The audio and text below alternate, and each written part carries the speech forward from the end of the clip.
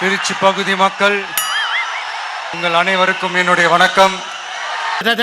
திருச்சியில ஏற்கனவே திருவிழா மாநாடு பொதுக்கூட்டம்னு நடந்துகிட்டு தான் இருக்கு. நீங்க ஒண்ணு புதுசா கிளிக்க வேணாம். எத்தனை ஒரு பஞ்சாயத்தடா முடிச்சு வச்சு பாரு, நமக்காக அம்பட்டு போலும் புள்ள குட்டியோட வெயில்ல காத்து கிடக்குறாங்களே. எவ்வளவு பெரிய வசதியான வாழ்க்கையா இருந்தாலும் எல்லாத்தையும் உதறி தள்ளிட்டு உங்களுக்காக மட்டுமே வந்திருக்கிறேன். உங்களுக்காக நன்றி கடன் செலுத்துறதுக்காக மட்டுமே வந்திருக்கிறேன். சும்மா பேசாத பத்தி தேவலாம் பேசிட்டு இருக்காத. பிரச்சனை உண்டாகாத வேலை இல்ல சார். ஏதாவது கலவரத்தை உண்டாக்கிட்டு இருப்பான். பேசவே இல்ல. யாரும் கண்டுக்காதீங்க உன. நானும் இது எத்தனை வாட்டி ரிப்பீட் பண்றதுன்னு எனக்கு தெரியல. நீட்டை ரத்து செய்வோம்னு சொன்னீங்களே, என்னாச்சு? रुको जरा सबर करो. நீட் தேர்வுக்கு எதிரா விஜய் தொடர்ந்து குரல் எழுப்பிட்டு வராரு. இந்த நிலையில தான் நீட் கோச்சிங் மையத்திற்கு கடன் கொடுத்திருக்கிறது தெரிய வந்திருக்கு.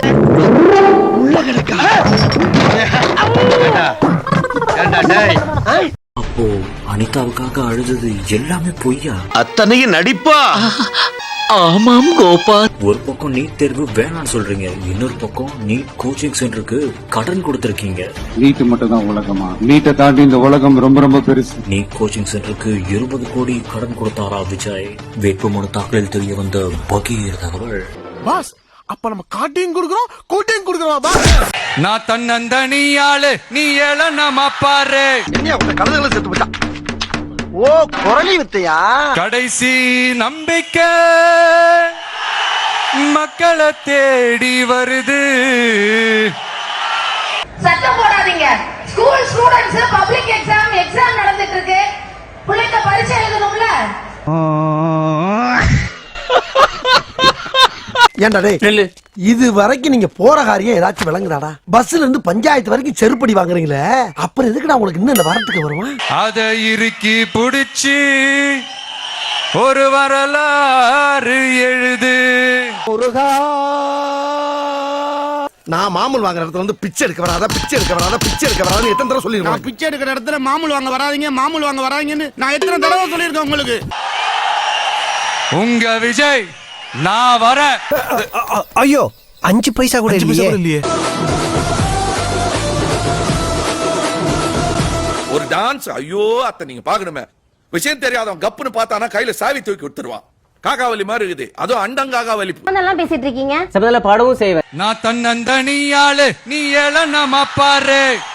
கொஞ்சம் நவுந்தனா இங்க 8 கோடி பேரு.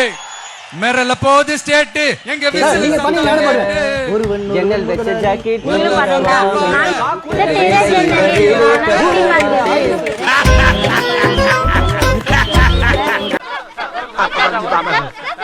ஒரே ஒரு क्वेश्चन சார்.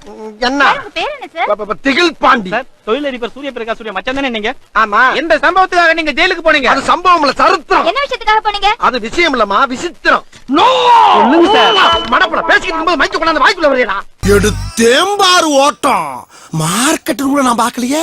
அப்படி ஒரு ஓட்டம். அந்த ஓட்டம் போலீஸ் ட்ரெயினிங்ல கூட என்ன வேணும் ஓடலடா. கண்ணாடி பாட்டில் விழுந்தது அந்த செகண்ட்ல ஒரு சின்ன துகள் ஒரு பெண் மேல விழுந்திருக்குன்னு மட்டும்தான் தகவல். அந்த சம்பவம் நடந்த அடுத்த நொடியில அதை ஸ்டாலின் செஞ்சாருன்னு எப்படி சொல்ற? சொல்லி அனுப்புறதாண்டா. யார் சொல்லி? டாக்டர் சொல்லி அனுப்புறாரு. கூட்டத்துல வந்து கூட்டத்தை பார்த்து பாத்தீங்களா உன் மண்டை உடைஞ்சிச்சா, ஸ்டாலின் காரணம். உன்னை எவனா அடிச்சிட்டானா, ஸ்டாலின் தான் காரணம். யோ, உன்னைய பார்க்கவும் அந்த கூட்டத்தை பார்க்கவும் வந்தாயே அவங்க செத்து செத்து போறாங்க. தடுத்து முடிச்சவன பீட பையல பீட. பெனே மதே பெனே மதே வரக்கூடாத இடத்துக்கு வந்து மாட்டீங்க. நான் எங்கடா வந்தேன்? நீ தான்டா என்ன கூட்டின்னு வந்த. ஐயோ மதி, இங்க என்ன நடக்குது தெரியுமா? பயங்கரமான கேம் நடக்குது மதி. தாவேக்கானுடைய தலைவர் விஜய் அட்டன் பண்ணக்கூடிய ஏதோ ஒரு பொதுக்கூட்டத்தில் இந்த குண்டு வைப்பதற்கு வாய்ப்பு இருக்கு. சார் என்ன சார் எங்க மேல சந்தேகப்படுறீங்க? உங்களாம் சந்தேகப்படக்கூடாதியா?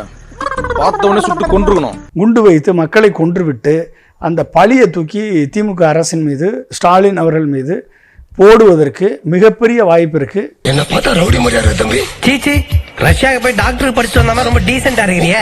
விஜய் கூட்டத்துக்கு போகும்போதும் எந்த நேரத்தில் எது நடக்கும்னு தெரியாது. இவங்க செய்யக்கூடியவங்க தான். அதனுடைய வெளிப்பாடாக தான் தன் சொந்த கட்சிக்காரனே வச்சு சோடா பாட்டில் எரிய வச்சுட்டு பழியை தூக்கி திமுக மேலே போட்டுறது. இது 2வது பழி. சார் இவனை என்ன பண்ண சார்? புல்வாமா தாக்குதலில் 40 இராணுவ வீரர்கள் கொல்லப்பட்டது. அப்படிப்பட்ட ஒரு சம்பவம் தமிழ்நாட்டில் நடப்பதற்கு மிகப்பெரிய வாய்ப்பு இருக்கிறது. சதித்திட்டம் தீட்டப்படுவதற்கும் வாய்ப்பு இருக்கிறது. இது என்னுடைய சந்தேகம். ஆஹா, சந்தேகப்பட ஆரம்பிச்சிட்டாங்க. சந்தேகப்பட ஆரம்பிச்சிட்டாங்களே. ட்ரோன் ஷாட்டு பார்த்தீங்கன்னா, விஜயனுடைய வெஹிக்கிள் மூவ் பண்ணுற ட்ரோன் ஷாட்டு பார்த்தீங்கன்னா ஃப்ரண்ட்டில் ஃபுல்லாக ஃப்ரீயாக இருக்குது. அப்போ கூட எல்லாரையும் கூட்டிகிட்டு ஸ்லோவாக போய் ஒரு செயற்கையான ஒரு கூட்டத்தை உருவாக்கி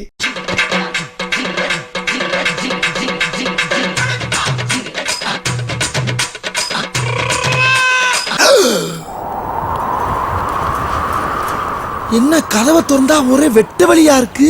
கட்சிகளும் ரோட பிரச்சாரம் போலாம்.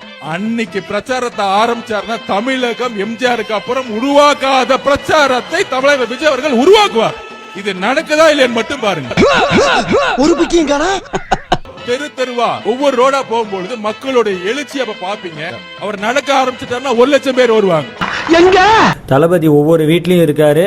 நம்ம 24ஆம் தேதி கரெக்டா போய் வாக்களிச்சு அதை உறுதி செய்வோம். 24ஆம் தேதி கரெக்டா போய் வாக்களிச்சு அதை உறுதி செய்வோம். தற்குறி திருச்சியில் தமிழக வெற்றிக் கழகத்தின் தேர்தல் பிரச்சார மேலாண்மை பொதுச் செயலாளர் ஆதவ் அர்ஜுனாவின் கார் மோதி காவலருக்கு கால் முறிவு ஏற்பட்டுள்ளது.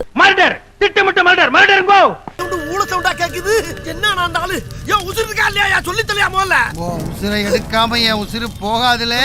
நீ அல்கைதாவா இல்ல மாவோயிஸ்ட் டெரரிஸ்டா? தைரியமா உங்க பையனை உதயநிதி ஸ்டாலின பிள்ளைவாக்கத்துல நிக்க வச்சு என்ன ஜெயிச்சிருந்தா உங்களுக்கு தில்லு இருக்கு. சேஃப்டியா ஒரு தொகுதியை நிக்க வச்சிட்டு இருக்கீங்களே, தைரியம் இருந்தா உங்க பையனை அமைச்சிருக்கணும். மு.க. ஸ்டாலின் அவர்களே ஓவரா பேசுறாங்க பாத்துக்கிட்டு இருக்கா. அட விடுறா, இதுங்க ரெண்டும் காமெடி.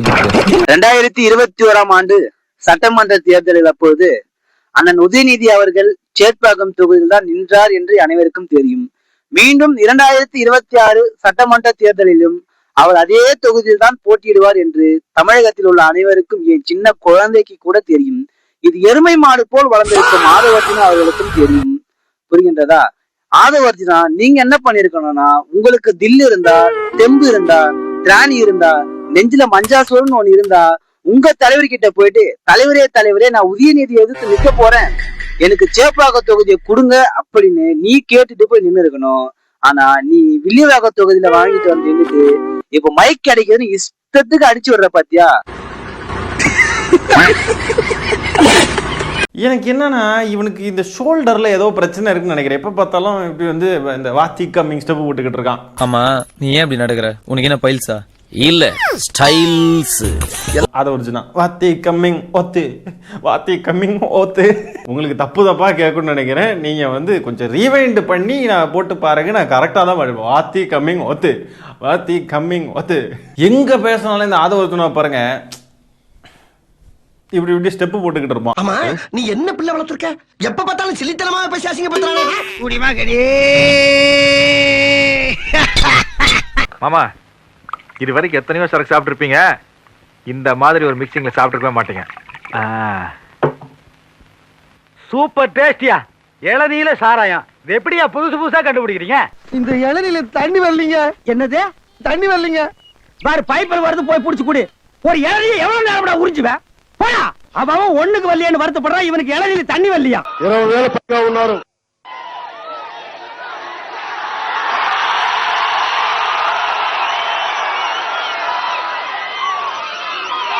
கேவலமான பில்டப் தேவையா? பில்டப் பண்றணும், பீலா வரணும், அது முக்கியம் இல்ல. நம்ம எது பண்ணாலும் இந்த உலகம் நம்மள உடனே உத்து பார்க்கணும்.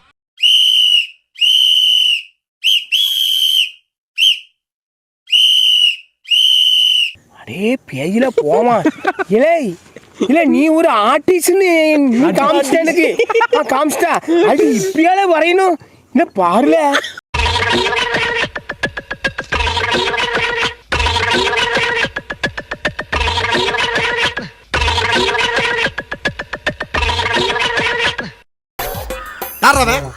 டேய் விமலா பத்த எரும மாட, என்ன பொம்பளை பிள்ளை பத்திரிக்கை?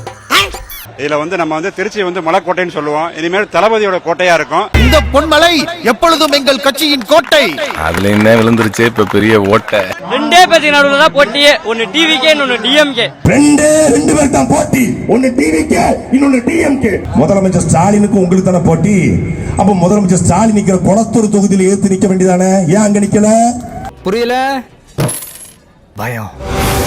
வேதநாயகம்னா பயம்னு. விஜயண்ணா, திருச்சியில நிக்கிறீங்க, திருச்சியில பிரச்சாரத்தை ஸ்டார்ட் பண்ணிருக்கீங்க, அதெல்லாம் ஓகே தான். இதே திருச்சியை சேர்ந்த பையன் ஒருத்தன் உங்க வண்டிக்கு பின்னாடி வந்து ஆக்சிடென்ட் ஆகி உயிரிழந்தா ஞாபகம் இருக்கா? அந்த பையனோட வீட்டுக்கு போய் கூட உங்களால பார்க்க முடியாதா? அதாவது யார் வீட்டு வளகாப்பு, நடிகை வீட்டுல ஃபங்க்ஷனு, கல்யாணம், காது குத்துன்னு போத்துறது இல்ல. திருச்சிக்கு போன நீங்க அந்த பையன் வீட்டுக்கு போயிட்டு ஒரு எட்டு பார்த்துட்டு வர்றதுல உங்களுக்கு என்ன பிரச்சனை? ஏன் இவ்வளவு மோசமான கேவலமான ஆளா நடந்துக்கிறீங்க? பணம் புகழ் இருக்கிற உங்க வீட்டுக்கு மட்டும் தான் போவீங்களா? நீ ஒரு டுபாக்கூரு, உன்னை நம்பாதேன்னு இவங்கிட்ட எத்தனை தடவை சொன்னேன். திரு உதயநிதி அவர்கள் ஒரு கூட்டத்தில் பேசும்போது என்னை பற்றி விமர்சனம் செய்திருக்கிறார். மோடியின் முரட்டு பக்தன் எடப்பாடியா, மோடியின் முரட்டு பக்தன் எடப்பாடியா கண்டுபிடிச்சிருக்கார். நேற்று திரு எடப்பாடி பழனிசாமி அவர்கள் ஒரு கூட்டத்தில் பேசும்போது என்ன சொல்றாரு, என்ன குறிப்பிட்டு பேசுறாரு, உதயநிதி என்ன ரொம்ப மட்டமா பேசுறாரு, தகாத வார்த்தைகளை பேசுறாரு. நான் என்னைக்காவது அப்படி பேசியிருக்கேன்? நான் அப்படி பேசுறதே கிடையாது. என்ன சொல்றாரு, நான் சொல்லிட்டேன் அவரை மோடியின் முரட்டு பக்தன் எடப்பாடியா அப்படின்னு ரொம்ப வருத்தப்பட்டு பேசுறாரு. உண்மையா சொல்றேன், நான் அவரை மோடியின் முரட்டு பக்தன் சொல்லவே இல்லை. அப்பாடா, நான் அவர் என்ன தெரியுமா சொன்னேன், அவர் ஒரு 1ஆம் நம்பர் மொரட்டு அடிமைன்னு சொன்னேன். பின்னாடி ஒரு டீ கடை இருக்கு. நிகழ்ச்சிக்கு வர்றதுக்கு முன்னாடி டீ குடிச்சிட்டு இருந்தேன். 4 திமுக கட்சியை சார்ந்தவர் வந்தாங்க. பேக்கெட்ல ஸ்டாலின் அவருடைய புகைப்படம் பார்க்கும்போதே நமக்கு காண்டாச்சுதான். நான் அவனை பார்த்து முறைக்க, அவன் என்ன பார்த்து முறைப்பேன்னு பார்த்தா சிரிக்கிறான். வந்துட்டு, தலைவா நல்லா பேசுறீங்க மேடையில, ரொம்ப மகிழ்ச்சிங்க பண்ணாப்புல. சரிங்க, ரொம்ப சந்தோஷம். உங்ககிட்ட சொல்றதுக்கு ஒரு மாதிரி தயக்கமா இருக்க பண்ணாப்புல. ஏன் ஏதாவது சொன்ன ஒண்ணு யூடியூப்ல பேசுறீங்களா, மேடையில பேசுறீங்க, பயமா இருக்கு அப்படின்ட்டு. பதட்டமா இருக்கா? என்னையா பதட்டம்? இல்ல, உங்க முகம் ஒரு கம்பீரமா இருக்குங்க. இருக்குல்ல, இல்லன்னா அரிசி கடை நடத்த முடியுமா? அவருடைய பேரையும் அவருடைய பொறுப்பையும் சொன்னாரு. என்ன சொன்னாருன்னா, எங்க வீட்டுல 7 ஓட்டு இருக்கு, அதுல நான் திமுக பொறுப்புல இருக்கிறதுனால வேற வழி இல்லாம உதயசூரியனுக்கு போட்டுறேன். 6 ஓட்டை நான் விசிலுக்குத்தான் போடுவேன், அண்ணன் விஜய் அவர்களுக்குத்தான் போடுவேன், உங்களுடைய வேட்பாளர் ஆதவ அர்ஜுனா அவர்களுக்குத்தான் போடுவேன் என்று சத்தியமிட்டு ஒரு திமுக கட்சியை சார்ந்த நிர்வாகி 1/2 மணி நேரத்துக்கு முன்பு சொன்னார் என்றால், வில்லிவாக்கம் தொகுதி என்பது தாவேகாவின் கோட்டையாக மாறிவிட்டது. யாருக்கு மத்தியிலே பாரத பிரதமராக இருந்த திரு வாஜ்பாய் அவர்களுக்கு முரட்டு பக்தரா இருந்தவர் திரு கருணாநிதி அவர்கள். எங்களை பத்தி பேசுவதற்கு அருகதை இருக்குதா உங்களுக்கு? கலைஞரும் வாஜ்பாயும் இருக்கிற போட்டோவை கண்டிச்சு நீங்க கூட்டணி வைக்கிறியா அப்படின்னு கேட்கிறாரு. நாங்க கூட்டணி வச்சோமே தவிர பழனிசாமி மாதிரி அழகு வைக்கல. அதை புரிஞ்சு ஸ்டார்ட் பண்ணு.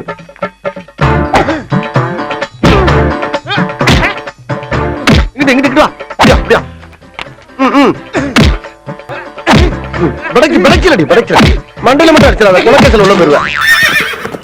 சரியா? உங்க வீட்டு பிள்ளையா நினைச்சு எல்லாரும் என்னை மன்னிச்சிருக்க.